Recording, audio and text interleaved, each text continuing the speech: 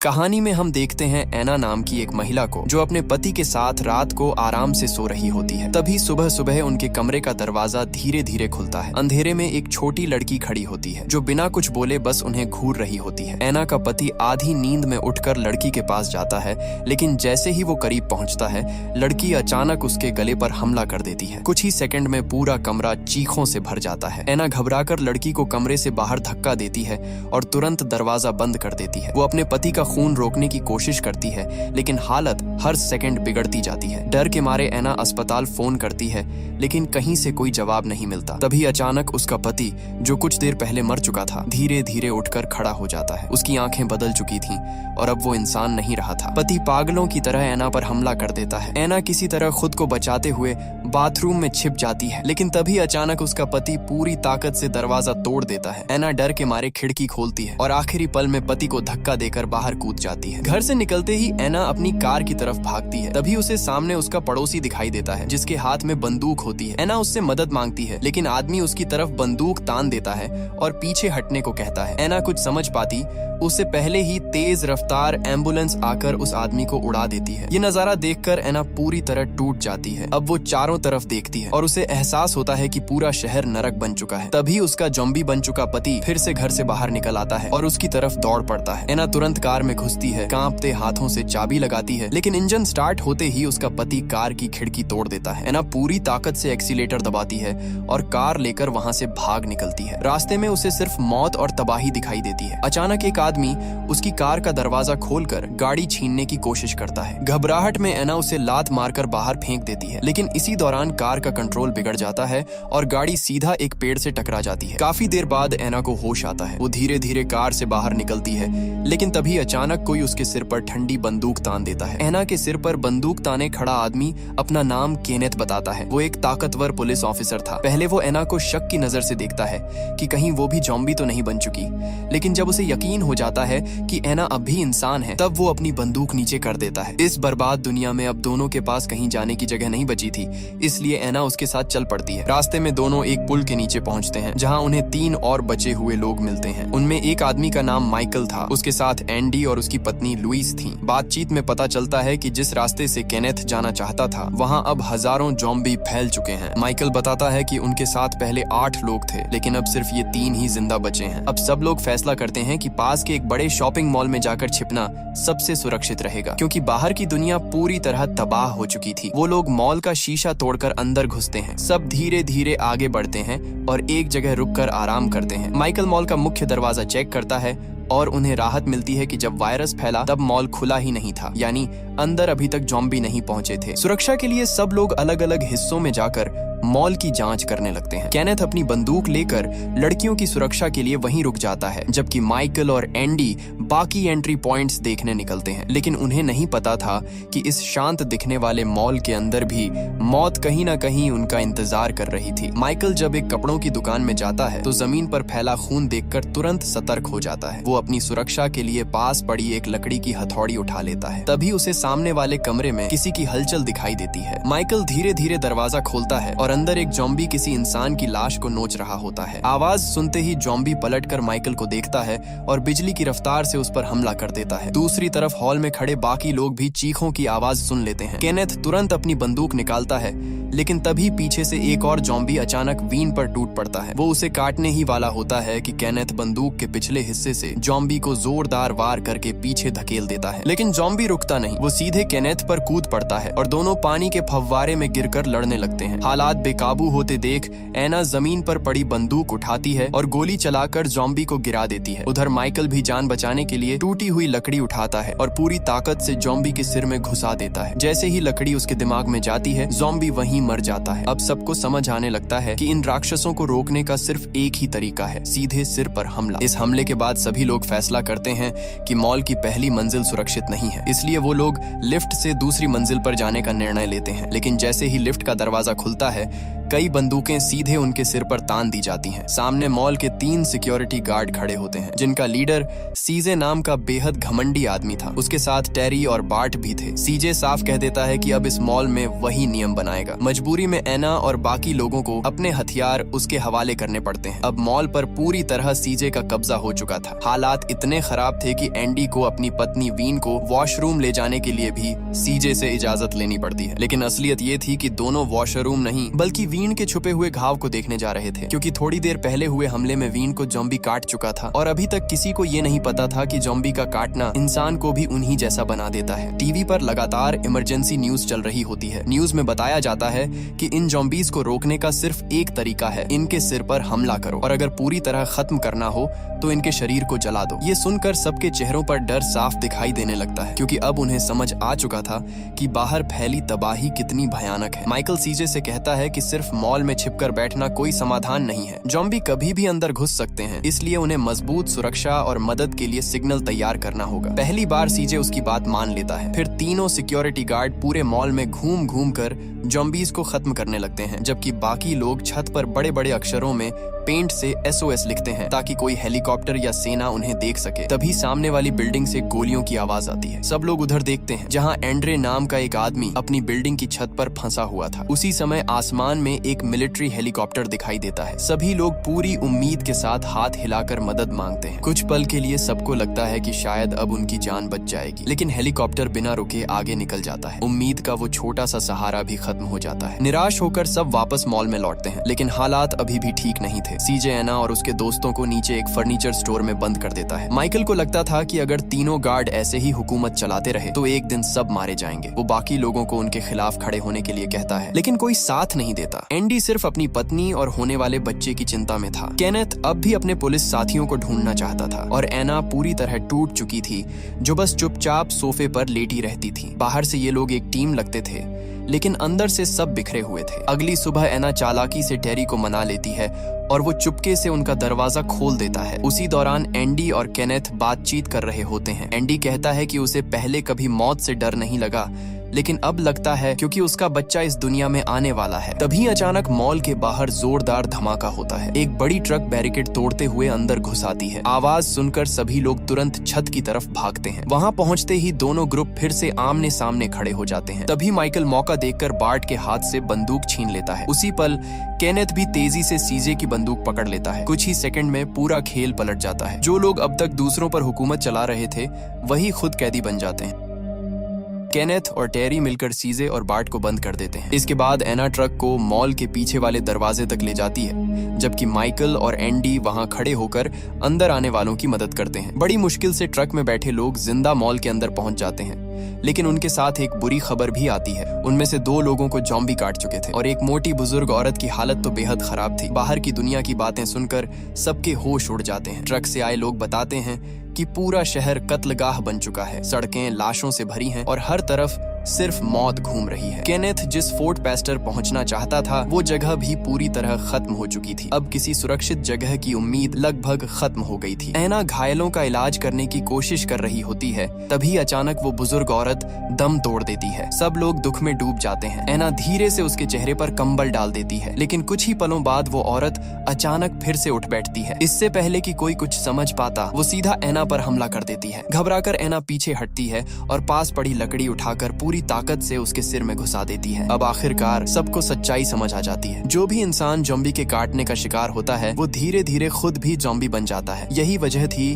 कि ये वायरस इतनी तेजी से पूरी दुनिया में फैल गया। तभी सबको याद आता है कि ट्रक के साथ आया फ्रैंक नाम का आदमी भी संक्रमित था। अब सब इस बात पर बहस करने लगते हैं कि क्या उसे मार देना चाहिए या नहीं। लेकिन इसी दौरान एंडी चुपचाप वहां से निकल जाता है। किसी को नहीं पता था कि उसकी पत्नी वीन भी पहले ही संक्रमित हो चुकी थी। दूसरी तरफ लोग फ्रैंक को पूरी सच्चाई बताते हैं। अपनी बेटी को गले लगाए बैठे फ्रैंक की हालत देखकर किसी का दिल नहीं करता कि उसे गोली मार दी जाए, लेकिन सब जानते थे कि अब उसके पास इंसान बने रहने के लिए बहुत कम वक्त बचा है। फ्रैंक अपनी आखिरी सांसों से पहले अपनी बेटी निकोल को प्यार से गले लगाता है और उसके माथे को चूमता है। ये पल इतना भावुक होता है कि वहां मौजूद हर इंसान की आंखें नम हो जाती हैं। केनेथ कांपते हाथों से उस पर बंदूक तानता है, लेकिन वो तुरंत गोली नहीं चला पाता। वो इंतजार करता है जब तक फ्रैंक पूरी तरह मर नहीं जाता, और जैसे ही फ्रैंक ज़ॉम्बी बनकर डरावनी आवाज निकालता है, केनेथ मजबूरी में गोली चला देता है। कुछ समय के लिए हालात शांत हो जाते हैं। लोग धीरे धीरे इस नई दुनिया में जीना सीखने लगते हैं। केनेथ सामने वाली बिल्डिंग में फंसे एंड्रे के साथ दूरबीन से शतरंज खेलता है। कुछ लोग मॉल की दुकानों में जाकर कपड़े पहनकर खुद को खुश करने की कोशिश करते हैं। टेरी और निकोल एक दूसरे के करीब आने लगते हैं, यहाँ तक कि सीजे और बार्ट भी अब पहले जैसे कठोर नहीं रहे थे। ऐसा लगने लगता है जैसे इस मौत भरी दुनिया में भी इंसानों ने थोड़ी सी खुशी ढूंढ ली हो। लेकिन ये सुकून ज्यादा देर नहीं टिकता। एक दिन अचानक पूरे मॉल की बिजली चली जाती है और हर तरफ अंधेरा छा जाता है। सब लोग समझ जाते हैं कि अगर जनरेटर बंद रहा तो उनकी सुरक्षा खत्म हो जाएगी। इसलिए कुछ लोग नीचे बेसमेंट में जनरेटर ठीक करने जाते हैं। अंधेरे में धीरे धीरे आगे बढ़ते हुए उन्हें अचानक कोई परछाई भागती हुई दिखती है। सब डर जाते हैं, लेकिन कुछ ही देर बाद पता चलता है कि वो सिर्फ एक छोटा सा कुत्ता था। जैसे ही सब राहत की सांस लेते हैं, तभी अचानक ऊपर से एक ज़ॉम्बी कूदकर सीधे बार्ट पर हमला कर देता है। उसकी चीख सुनते ही आसपास छिपे बाकी ज़ॉम्बी भी बाहर निकल आते हैं। कुछ ही सेकंड में पूरा बेसमेंट ज़ॉम्बीज से भर जाता है। केनेथ और बाकी लोग किसी तरह वहां से भाग निकलते हैं, लेकिन बार्ट उन खूंखार ज़ॉम्बीज के बीच फंस जाता है और जिंदा नहीं बच पाता। उधर दूसरी तरफ कई दिनों से गायब एंडी अपनी संक्रमित पत्नी वीन के साथ मॉल की एक दुकान में छिपा हुआ था। वीन अब बच्चे को जन्म देने वाली थी, लेकिन उसका शरीर धीरे धीरे ज़ॉम्बी में बदल रहा था। एंडी उसकी हालत देखकर टूट चुका था। कुछ देर बाद वीन मर जाती है और फिर वापस ज़ॉम्बी बनकर उठ जाती है, लेकिन एंडी का दिमाग अब पूरी तरह खराब हो चुका था। एंडी अपनी ज़ॉम्बी बन चुकी पत्नी का मुंह बेल्ट से बांध देता है और उसके पेट से बच्चे को बाहर निकालता है। उसकी टूटी हुई मानसिक हालत में उसे लगता है कि अब उसका परिवार फिर से पूरा हो गया है। तभी एक बुजुर्ग महिला उन्हें ढूंढते हुए वहां पहुंचती है। सामने का भयानक नजारा देखकर वो डर जाती है और तुरंत गोली मारकर वीन को खत्म कर देती है। लेकिन ये देखकर एंडी पूरी तरह पागल हो जाता है और गुस्से में उसी औरत पर गोली चला देता है। गोली चलने की आवाज सुनकर मॉल में मौजूद बाकी लोग तुरंत उस कमरे की तरफ भागते हैं, लेकिन जैसे ही वो अंदर पहुंचते हैं, सामने का मंजर देखकर सबकी सांसें रुक जाती हैं। कमरे में चारों तरफ खून फैला होता है। एंडी और बुजुर्ग औरत दोनों मर चुके होते हैं, लेकिन असली डर अभी बाकी था। तभी एना को एक हल्की सी अजीब आवाज सुनाई देती है। वो धीरे धीरे एंडी की लाश पर पड़ा कंबल हटाती है और अगले ही पल सबके होश उड़ जाते हैं। कंबल के नीचे एक नवजात ज़ॉम्बी बच्चा पड़ा था। उसकी त्वचा सफेद और सड़ी हुई थी, आंखें तक पूरी नहीं खुली थी, लेकिन वो जन्म लेते ही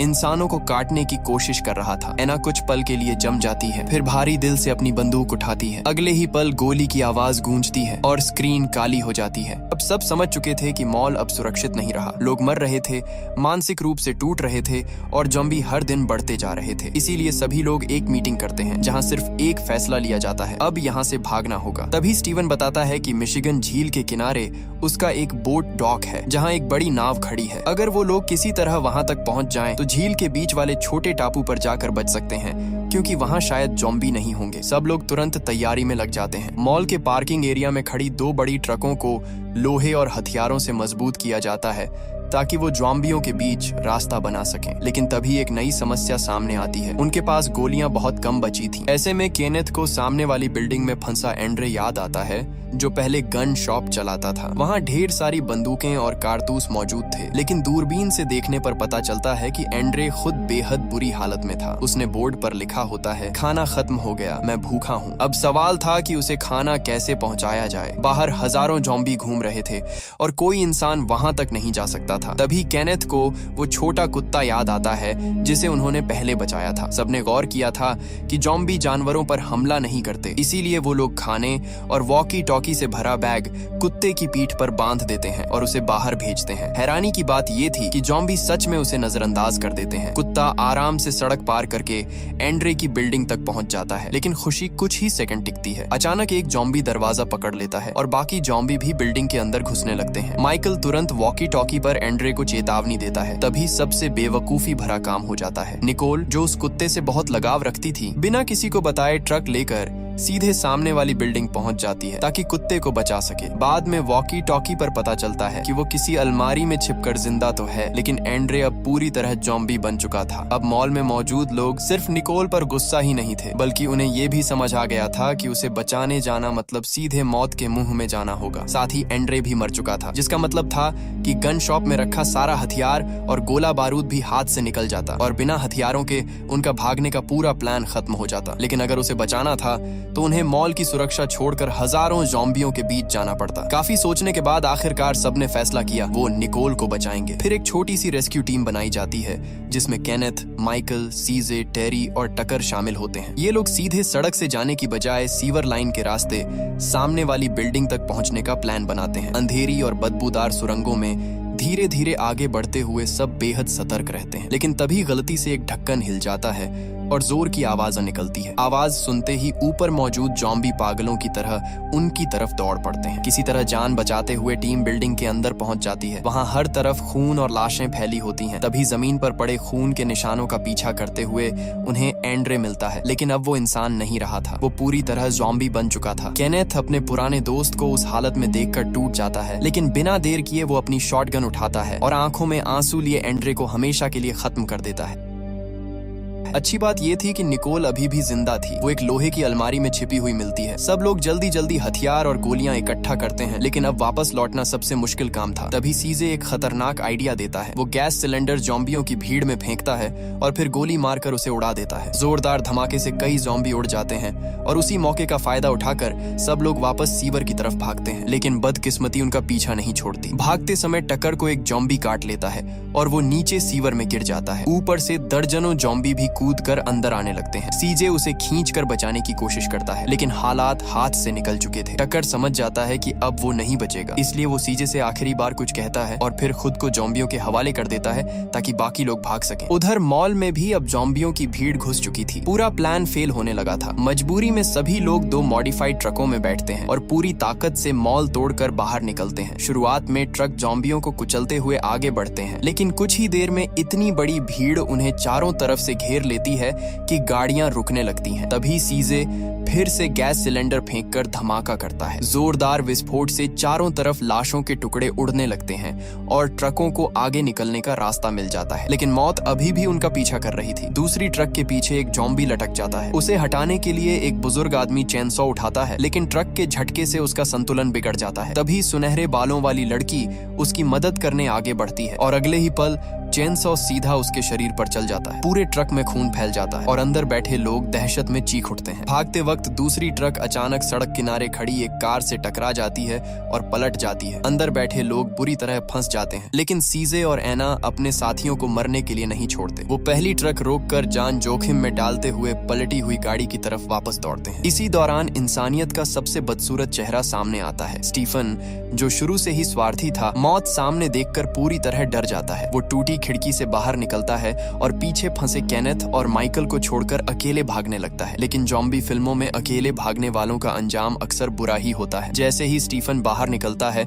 उसके ऊपर से खून टपकने लगता है। वो कुछ समझ पाता उससे पहले ही ऊपर से एक ज़ॉम्बी उस पर कूद पड़ता है। उधर सीजे और एना किसी तरह केनेथ और माइकल को ट्रक से बाहर निकाल लेते हैं, लेकिन तभी स्टीफन, जो अब खुद ज़ॉम्बी बन चुका था, चीखता हुआ एना की तरफ दौड़ पड़ता है। एना बिना देर किए गोली मारकर उसे खत्म कर देती है, लेकिन गोली की आवाज सुनते ही आसपास के सारे ज़ॉम्बी उनकी तरफ टूट पड़ते हैं। हालात फिर से बेकाबू हो जाते हैं। माइकल और सीजे लगातार फायरिंग करके रास्ता बनाते हैं ताकि बाकी लोग बच सकें। आखिरकार सभी लोग किसी तरह नदी किनारे पहुंच जाते हैं, जहां वो नाव उनका इंतजार कर रही होती है, लेकिन ज़ॉम्बियों की भीड़ अब भी उनके पीछे लगी हुई थी। एक एक करके सब लोग नाव में चढ़ने लगते हैं। तभी सीजे रुक जाता है। वो समझ चुका था कि अगर किसी ने पीछे रुककर ज़ॉम्बियों को ना रोका तो कोई भी बच नहीं पाएगा। सीजे ट्रक में बैठा रहता है और बाकी लोगों को भागने का मौका देता है। अगले ही पल एक जोरदार धमाका होता है। पूरी ट्रक आग के गोले में बदल जाती है और पुल टूट कर गिर जाता है। इस धमाके से पीछा करती ज़ॉम्बियों की भीड़ रुक जाती है। वहीं सीजे, जो शुरुआत में सबसे घमंडी और नफरत करने लायक इंसान लगता था, आखिर में सबसे बड़ा हीरो बन जाता है। अपनी जान देकर वो बाकी सभी लोगों को बचा लेता है। जब सब लोग नाव पर चढ़ जाते हैं, तब माइकल रुक जाता है। वो धीरे से बताता है कि एना को बचाते समय उसे ज़ॉम्बी ने काट लिया था। ये सुनकर सब टूट जाते हैं। एना की आंखों में आंसू आ जाते हैं, क्योंकि इस सफर में दोनों एक दूसरे के करीब आ चुके थे। माइकल किनारे पर खड़ा होकर नाव को दूर जाते देखता है और फिर खुद को गोली मार लेता है। यही इस कहानी का सबसे दर्दनाक पल बन जाता है। सबसे समझदार, बहादुर और उम्मीद देने वाला इंसान आखिर तक जिंदा नहीं बच पाता। सुबह होने लगती है, सूरज की रोशनी झील पर पड़ती है और कुछ देर के लिए ऐसा लगता है जैसे सब खत्म हो गया हो, जैसे नई जिंदगी शुरू होने वाली हो। लेकिन असली डर अभी बाकी था। कैमरे की रिकॉर्डिंग से पता चलता है कि एना और बाकी लोग कई दिनों तक समुद्र में भटकते रहे। शुरुआत में सब खुश थे कि वो बच निकले, लेकिन फिर उन्हें एक छोड़ी हुई नाव मिलती है। जब वो उसका फ्रीजर खोलते हैं तो अंदर एक ज़ॉम्बी का कटा हुआ सिर पड़ा होता है जो अब भी जिंदा होकर गुर्रा रहा था। धीरे धीरे उनका खाना और ईंधन खत्म होने लगता है। तभी दूर उन्हें एक खूबसूरत हरा भरा टापू दिखाई देता है। सब खुशी से वहां पहुंचते हैं। जगह बिल्कुल शांत थी, ना चीखें, ना आग, ना मौत। ऐसा लग रहा था जैसे ये दुनिया का आखिरी सुरक्षित कोना हो। आखिर में जब सब लोग उस टापू पर पहुंचते हैं तो उन्हें लगता है कि अब वो बच गए हैं, लेकिन अगले ही पल जंगल से सैकड़ों तेज रफ्तार ज़ॉम्बी उनकी तरफ दौड़ पड़ते हैं। कैमरा जमीन पर गिर जाता है और स्क्रीन पर सिर्फ दौड़ते हुए सड़े पैरों का दृश्य दिखाई देता है। यहीं फिल्म खत्म हो जाती है।